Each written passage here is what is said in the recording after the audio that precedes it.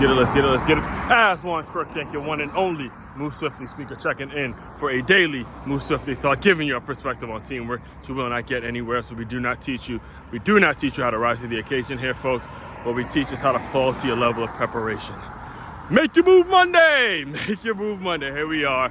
Believe, if I'm not mistaken, it is the third Make Your Move Monday of July. What we do every single Monday, we have something called a kickoff question. Make Your Move Monday kickoff question, especially seeing that we are just recording this just about, 7 weeks now from college football starting up.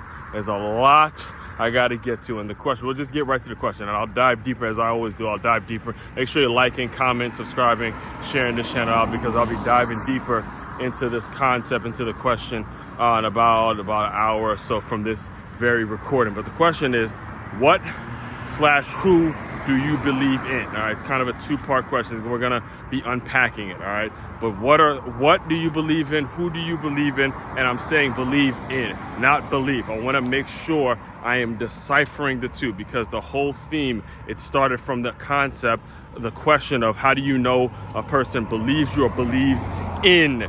All right, I'm gonna say it again nice and slow. All week, this entire week, I'm gonna be unpacking the difference and deciphering the difference between believing someone, meaning just believing a person's words or believing a thing because there's a certain belief, or believing in, putting your heart and soul, putting your taking risks and putting all the things that are important to you, putting it on the line because you believe in a certain person. And that's what we're going to break down today. And let me just kind of give you some brief context. It was a 5 hour car drive with me. It was me and my girl, a 5 hour car drive from Fort Lauderdale to St. Augustine.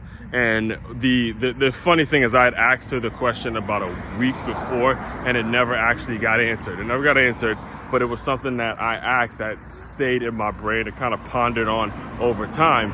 And then, as we were driving to St. Augustine, she posed the question of the idea of me working with certain colleges, using my books as leverage for certain to work with certain colleges and stuff like that. And this is something I've been thinking, I've been strategically attempting to do for years before I actually met her.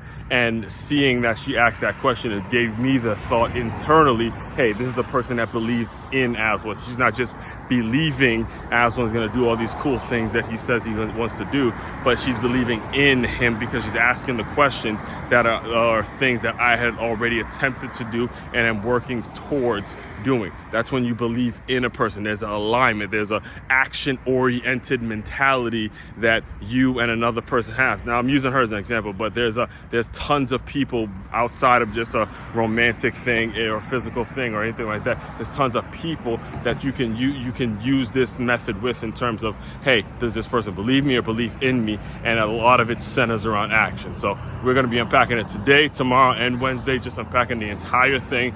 Again, main website to check out to dive deeper into all the work I'm doing. It's makeyourmove.com. That's MakeYamove.com.